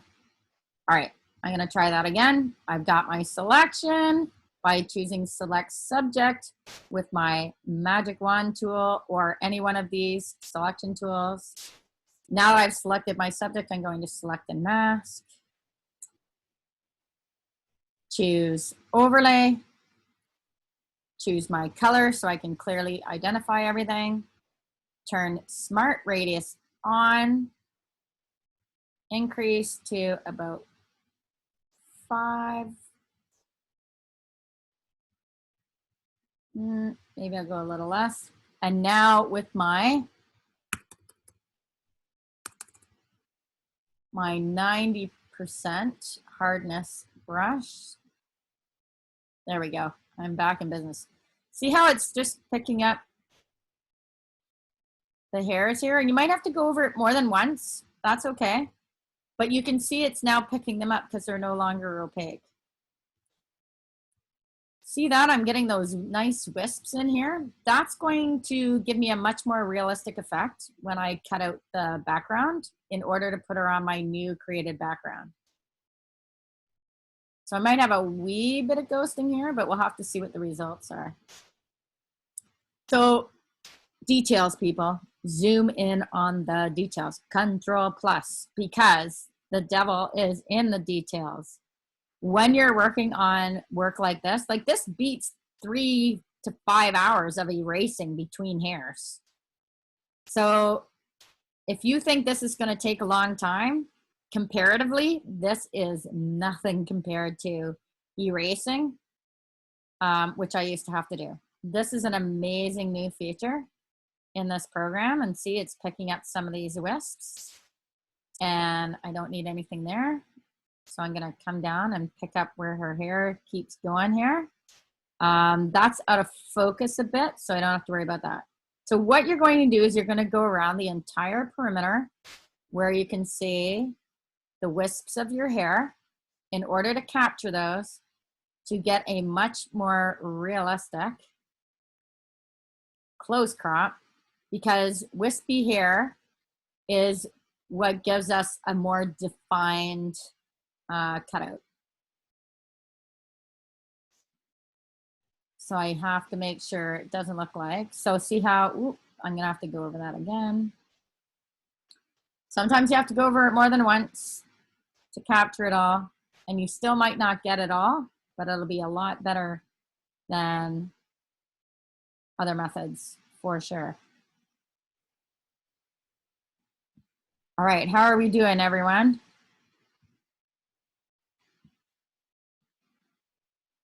I keep seeing Kathy's comment about gaining weight as I stare at my peanut butter. I'm trying to avoid eating my peanut butter.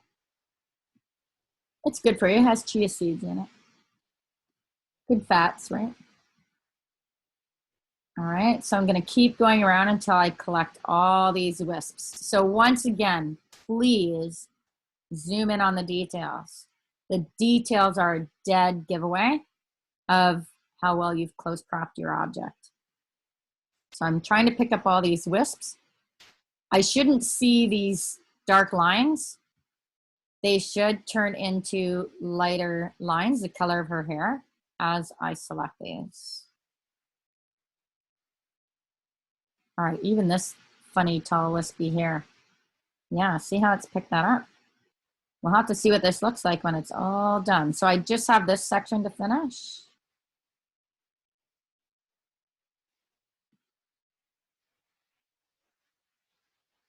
All right. A little bit more and a little bit more. All right, details. Try to collect anything that I can see that I might not have picked up yet. I'm going to just go back over it. See if I can select a little bit more of these wisps. There's a little bit more. Some of them I'm going to consciously leave out. I wonder if this is worth keeping, this one. We'll soon find out based on our close crop. Now you're seeing how fast this is going just to get all the way around. Again, imagine having to erase the background out between each one of these hairs. Talk about detail. So Control-0, back to shape here. And now I've got my selection. I'm done. I'm complete. I've selected the background. Actually, I've selected her. Right now, she's selected. Anything that is covered with my overlay, whatever color you chose, that's not selected. That's deselected.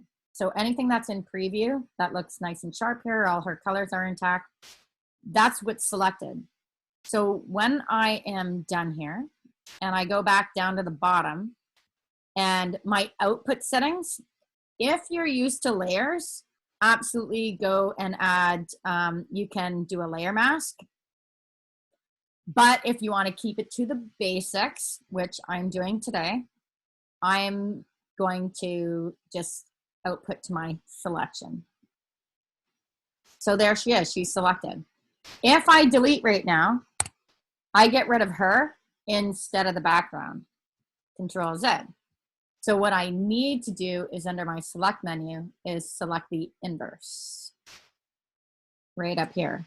So we have so many selection tools in Photoshop that it has its own select menu. So I want to select the inverse. Now I'm going to hit delete. Ooh, much better. What if I hit delete one more time? Oh, no, get rid of too much of my nice detail on the wisps. I'm going to Control-D to deselect. So it's got slight ghosting, but look at those hairs and look at the color in between them. That's pretty amazing.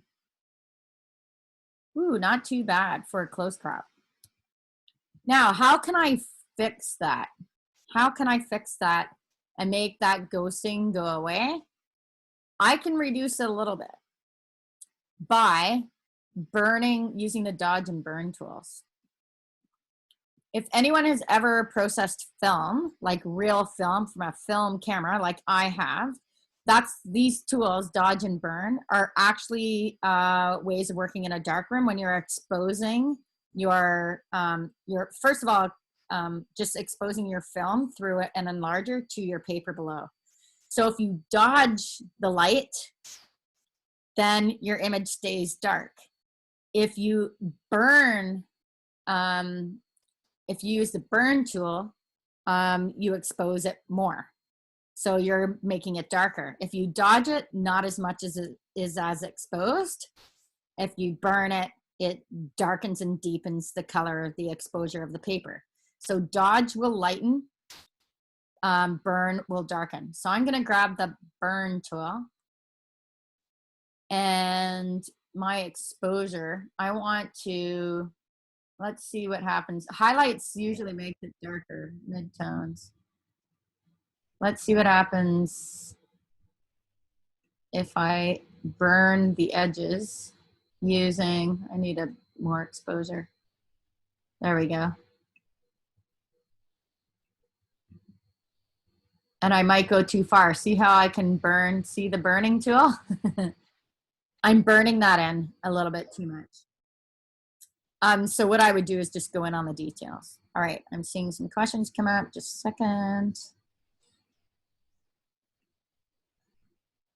How do you cut it? I have selected it, but I can't complete the selection. Oh, I'm far behind. Oh, sorry, Sandy. Yeah, this is all going to be,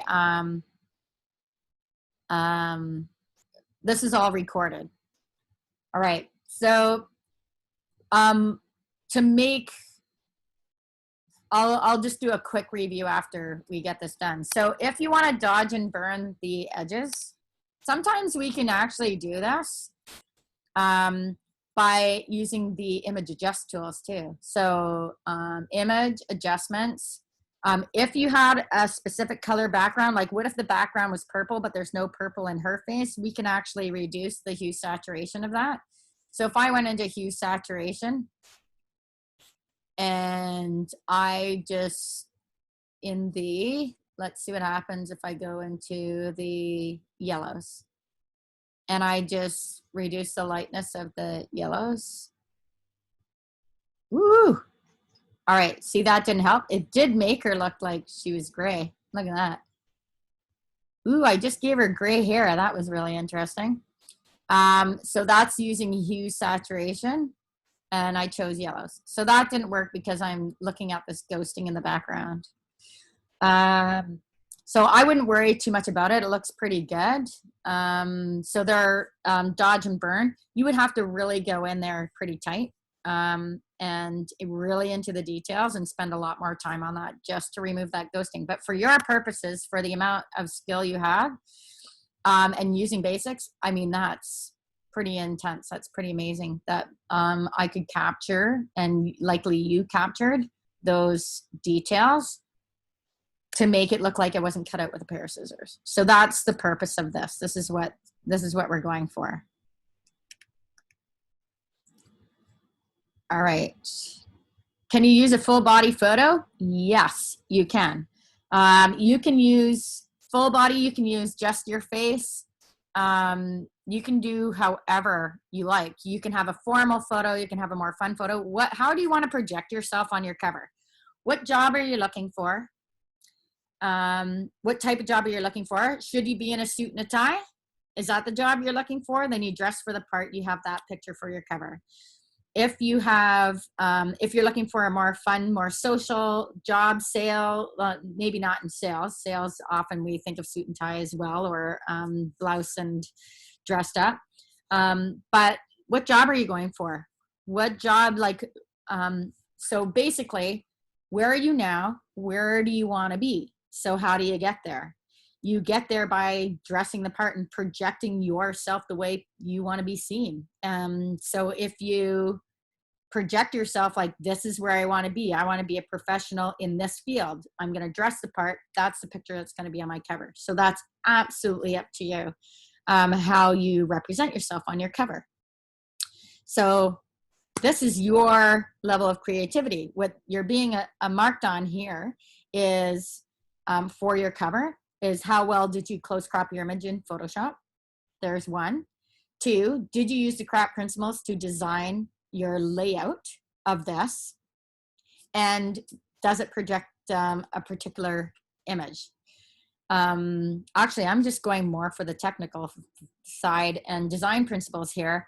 You can have a lot of fun with this, depending on what you want to do. So did I answer the question? Was that good? We're good with that? Okay, excellent. So now that I have my layers here, I want to put the vignette over top of Lucy. And I can see I've dulled her out quite a bit by turning this on and off. So what I can do with my vignette only turned on, go back and selected, go back to the eraser tool, and I'm going to erase out more of that vignette to create that highlight that I'm looking for on her face. Okay, so see the difference? So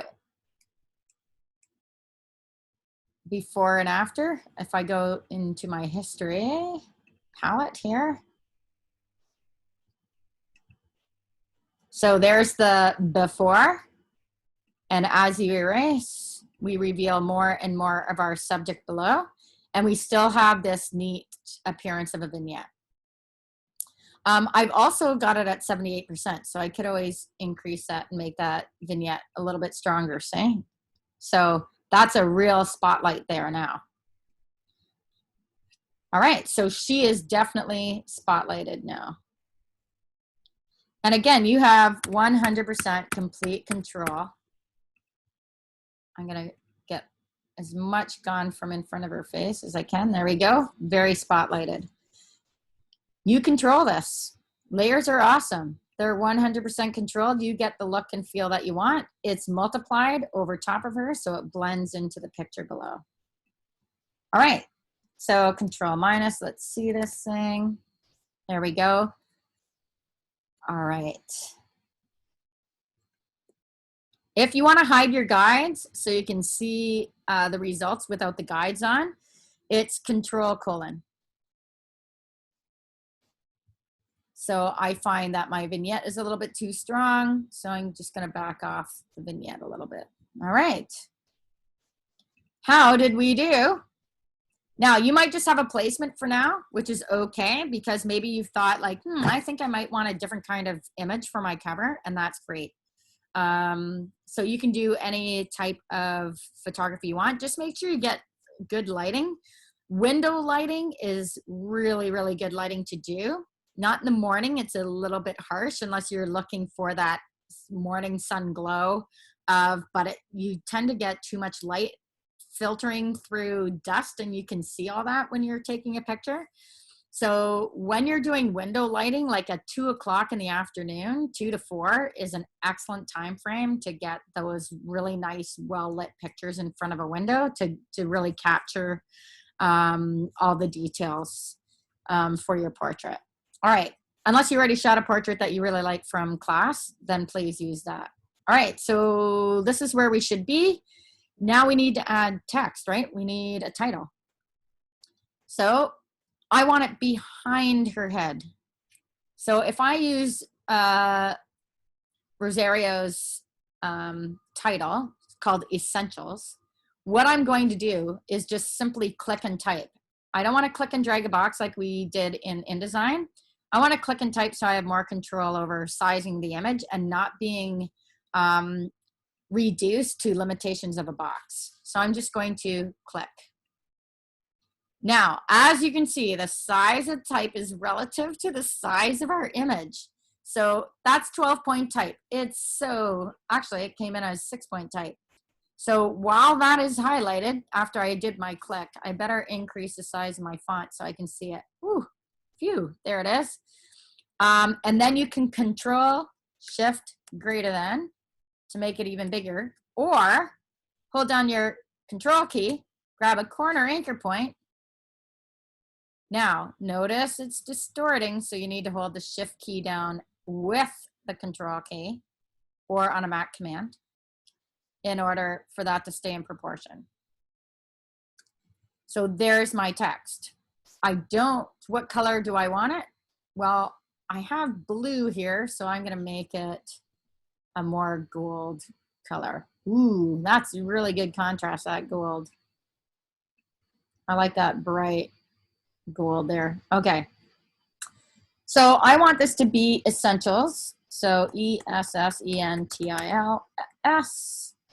I'm going to use my move tool to click on that object and move it into place.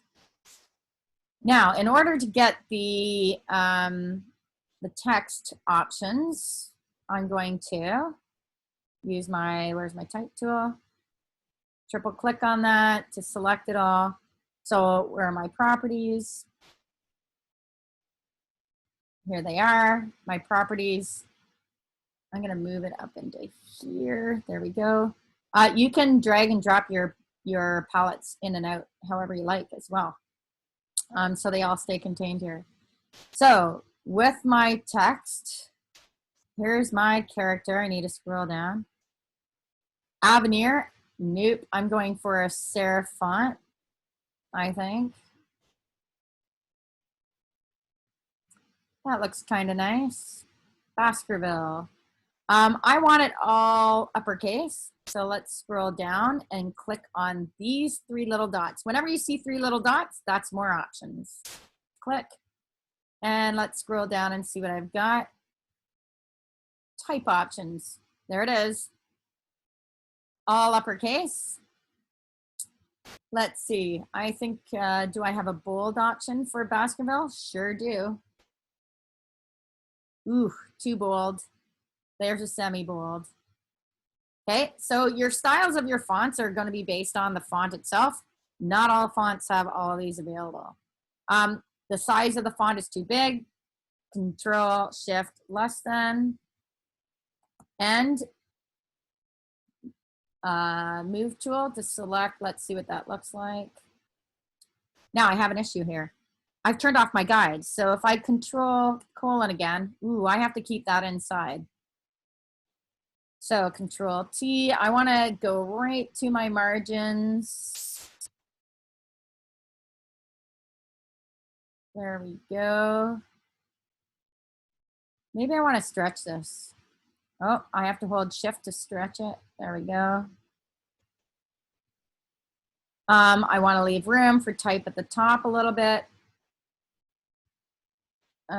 Let's see, I'm going to move that up a little bit. Okay, so say that's the placement I have of my text, but I want it in behind her head. Well, I close-cropped her, right? So let's take a look at our layers palette. Look at Essentials is above our vignette and Lucy. So I'm going to put Essentials behind Lucy. Ooh, there we go. But I have an issue with my vignette. It is covering up Essentials. So I know this is going to sound weird, but this is what I'm going to do. I'm going to move Essentials back up to the top because I need Essentials to be there, but I still need her head in front. How do I do all of that? Well, we go down to Lucy. Oh wait, sorry. The easiest way to do this is let's duplicate Lucy's layer. Right click. We're going to duplicate Lucy, the layer. And I only want the top of her head, so I'm going to call this head. Now, why do I need that? I'm going to move that to the top. And I'm going to use this selection tool, and I'm going to grab everything right under Essentials. And with my arrow keys, move that down. What if I hit delete right now on Lucy placement head?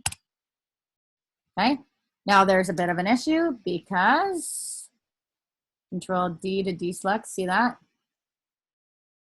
The vignette, some of that vignette's behind her. So I would go to vignette here, use my eraser tool, a smaller eraser, and I would just clean up that edge right here to eliminate the look of the vignette. And now it looks like she's standing in front of the sign. So let me do that one more time. Goodbye, Lucy Head. Let's go backwards in our history palette. So one more time. There we go. All right. So I'm back to where I was. So I need essentials. I need essentials to be behind Lucy's head. But then I have the issue of the vignette I want to keep. So the easiest way to do this is leave essentials at the top. Take your headshot, right click and duplicate the layer. This is going to be the top of her head. I'm going to move her to the top in front of essentials. And then with my selection tool, my rectangular marquee, get close. I probably want to finalize my headline first, but I'll show you how to do this. I'm going to erase that and control by hitting the delete key from my selection, control D to deselect, and then control plus. Let's see what happened. You can see that the vignette is still covering that little top of her head. See that? So I need to match that up. How do you match that up? Well, it's the vignette. See, without the vignette, it would match up. So we know the vignette itself is what's causing the issue. So with the eraser tool, make sure it's small enough, left and right hand square brackets. Just start deleting the offensive vignette here in order to match those up perfectly. So when you duplicate a layer, it's literally paste pixel by pixel right on top of the other ones, which is fantastic because now she's exactly where she needs to be. If I accidentally move this, oops, that's not good, right? She doesn't match up. So by duplicating the layer and just erasing everything but the wee bit of the top of her head, you can match up the, you can match that up. So on top, behind. All right, and last but not least, what if I want to do something fun with essentials? Well, I'm going to go to the essentials layer, double click. And I'm going to do some bevel and embossing. Ooh, see if I can get a drop shadow, even better. What if I want in the bevel and emboss, what if I want to change the contour, or I'm taking a look at the lighting direction. It's pretty straight on here. If you had your light coming from the right-hand side, I would change the position like so. So the light looks like it's coming in the same direction as it is on her face, if that makes sense to everybody. What if I do an outer, I don't want an outer bevel. I want the inner bevel. Change the depth, there we go. Get more of a gold thing happening here. This is completely up to you how you want to treat your letters here. What about my gloss contour? In gloss contour down here with bevel and emboss selected, you can change how the light affects those gold letters. So you can get something that looks more like metal, which is really neat. And it's also going to depend on the depth of your bevel. So that's flat. That one looks neat. What does this one look like? Nope. So you can just play around with your bevels to see how it reacts with the metal. So size. Ugh. All right. The opacity of the whites, or the opacity of the blacks. Ooh. All right. Some of these aren't the nicest. Not with this font, maybe with something. There we go. So you could go with something, if you do chisel, how does that react? So there's lots of things you can do here. The idea is just play around until you get something the way you want it to look. So if going to really highlight those whites here in the mode. All right, there we go. Now your color has dulled out. My color is dulled out. So I'm going to double click that. And with the color overlay, I'm going to make that a more intense gold color. Whoops. So those layer styles, they're definitely worth playing around with. Because it allows you to make changes here instead of in the original layer. You can play around here as much as you like. Change that opacity. We don't want to add texture. Do I want to add a stroke? So look at the things you can do in here to create different effects. So I'm going to Control plus. All right. There we go. So she's got gold lettering in behind her head. You can see when I zoom in here how her hair, look at that. Look at that. It goes right over top. Her wisps go right over top. You can even see those letters through here. Oh, the things I used to do that used to take me forever now can be done in a short amount of time. If you don't like that headline, just turn it off and try another one. Or I can duplicate this. So I can right click it and duplicate the layer. And I'll turn that one on and I'll just change the font. Maybe I didn't like the font. Maybe that's the problem with this. So you can right click and duplicate as many layers as you want. So now I'm just going to transform the font and choose something a little different. Myriad Pro, no thanks. All right. What if I want something really bold like this? Control Shift less than, make sure it fits in the space. All right. Now I have options. So you don't have to recreate everything from scratch. You can duplicate the layer, turn off the layers you want to view, and see which one works best for you. And I am starting to like this one a little bit more. All right, and that is how you create your cover. So we need to make sure we save our layers. If you have not saved this file already, it is File, Save As. Save it to your computer.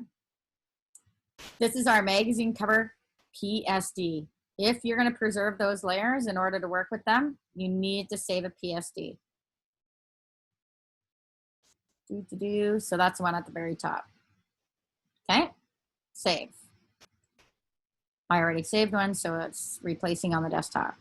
If I want to play around with this one right now on my InDesign cover, I'm going to do File, Save As, save on my computer, and I'm going to save a JPEG for now.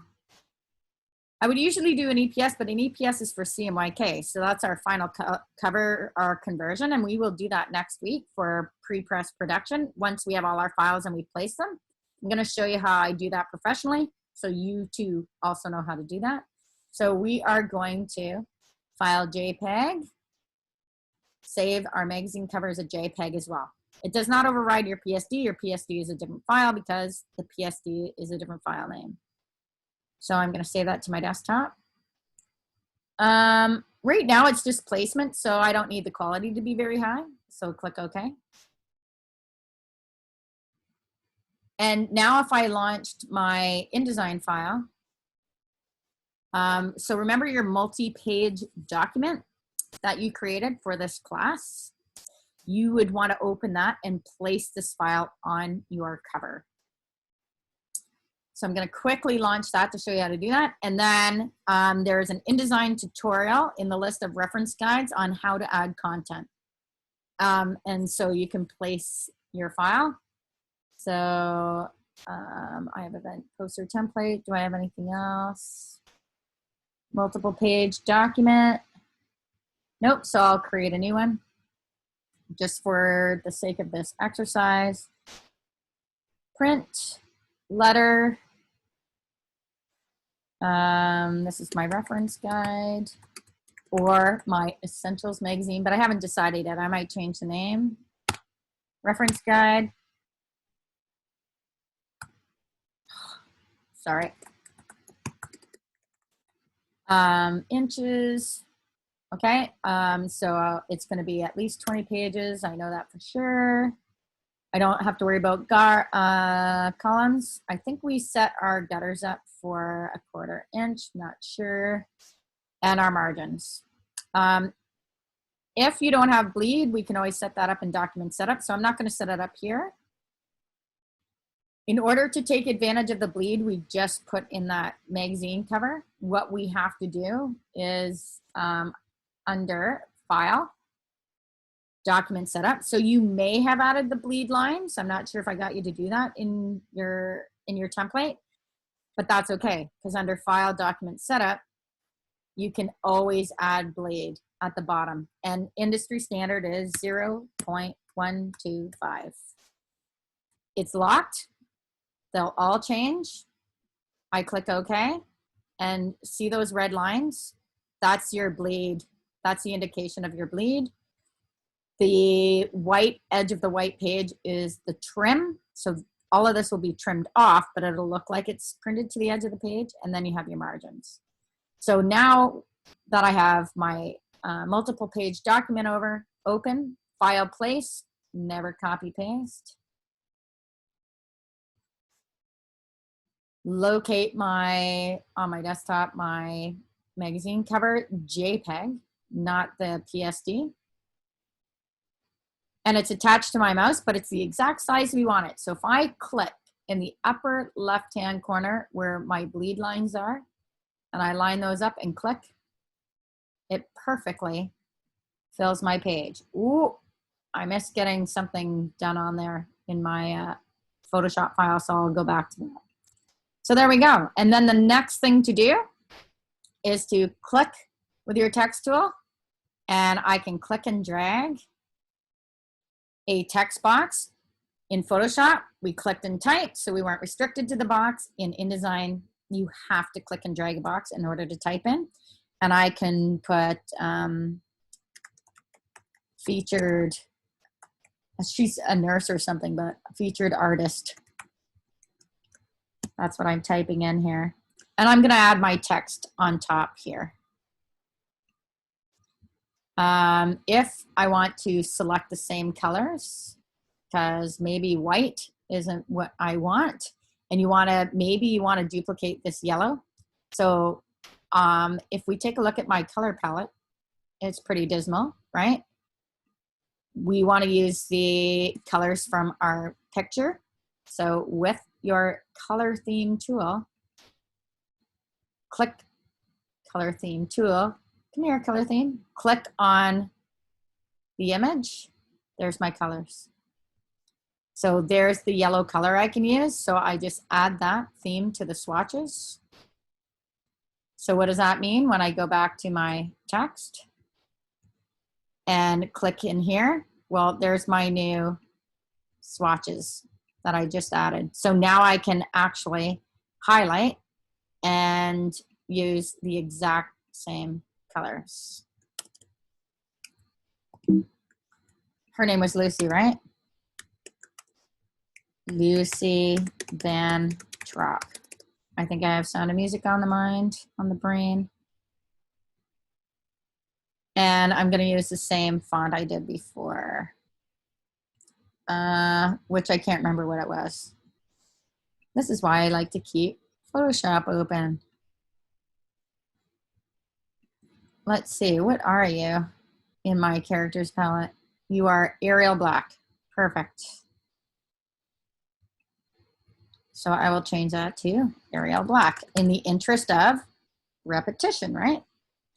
Arial. Now I can use a different, there we go. So that'll be you. You will be your featured whatever you are. But notice I've now repeated the same colors by using the color theme tool. Now I can apply these colors on the inside of my document as well, in my headlines and my subheads. So I have options here. Or, what color is my cover right now? It is yellow, blue. If I went in a primary color theme, I could add red. Yeah, pretty awesome. So you have options here based on your color theory, and that's what you would like to do. All right, so Sandy has some questions. Does anyone have any questions before we log off and call it a day? I will be uploading, of course, this class in its entirety, except for what I missed recording at the very beginning. And I'm going to be cutting out that, obviously, that 15 minutes in between. So it's going to take, it'll probably be up in a couple hours by the time I cut that out, render it, and get it uploaded to YouTube and provide you a link. In the meantime, you can use the video tutorial for the reference guide to start maybe placing some text if you want to get ahead. All that's in there. The reference guide in the InDesign software tutorials, that's all in there for this very project. So that allows you to get started. But next week, we'll be assembly lining, place, place, place, place. So I will create a list, share it with you of all the images and content you need to have, and I'll just list them out based on the categories, so it makes it a lot easier for you to just gather, get in a folder, and next week, let's assembly line and just place everything we need in there. Then it's just a matter of setting up our styles. So it looks like a massive task. That's going to take us weeks to do. Nope. If you're organized and you've got everything together, and I've already provided most of the Word docs that you need, then, and some of the images as well, then it really doesn't take that long. As long as you got everything ready to go in a folder, it's actually pretty straightforward. We can get quite a bit done in class next week. All right, what do we have to submit? Oh, it's in week 11. Yes, thanks, Kathy. So we will be, but I will create a separate list and I'll put it in the milestones folder. Here's a list of files you need to collect, just a simple list. So you can go through the milestone to see what you need to do, but just a simple list that lists everything we're gonna need for placement next week. So you can, it's just a list instead of going through the whole milestone, but if you want more details about what you need for those CRAP principles, I've explained exactly what you need for those CRAP principles. So you need to follow that exactly.